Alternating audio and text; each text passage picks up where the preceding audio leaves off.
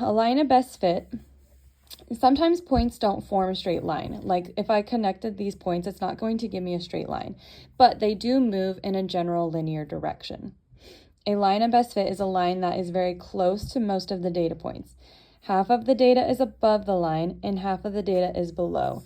So I did a quick example over here of a scatter plot. When I'm trying to draw my line of best fit, it's helpful to have like a clear ruler, but basically I just try to line it up where about half of my points are above the line and half below, so I can count the dots real quick. 1, 2, 3, 4, 5, 6, 7, 8, 9, 10, 11.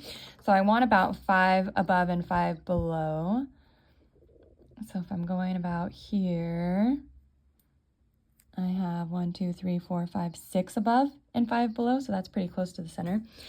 And I can use my straight ruler to draw a straight line of best fit, and I would put it about there. Notice that it goes through the point here. It's not always going to go through this bottom line or this origin. Sometimes it'll be up higher, down lower.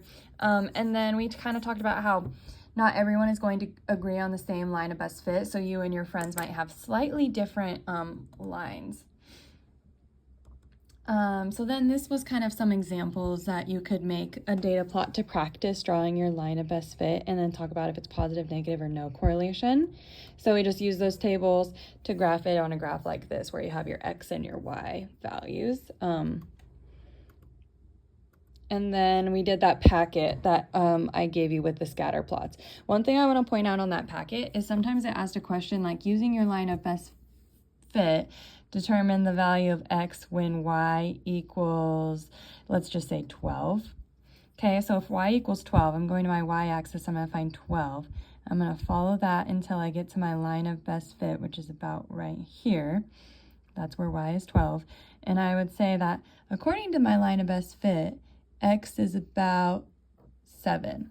So I would say X is 7. There are some questions like that and how to use the Y or your line of best fit to answer those questions. So that's kind of that packet. And then that exit ticket, we reviewed exponents because I noticed on the last test you guys needed some more practice with that. So I can just do that one really quick. Let me write it real quick.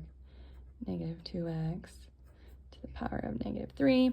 I talked about how I like to make this negative exponent a positive before I do anything, and remember that is the reciprocal, so it'd be 1 over negative 2x to the positive 3. Okay, and using that I can multiply. So if I'm multiplying this fraction 3 times, it would look like this.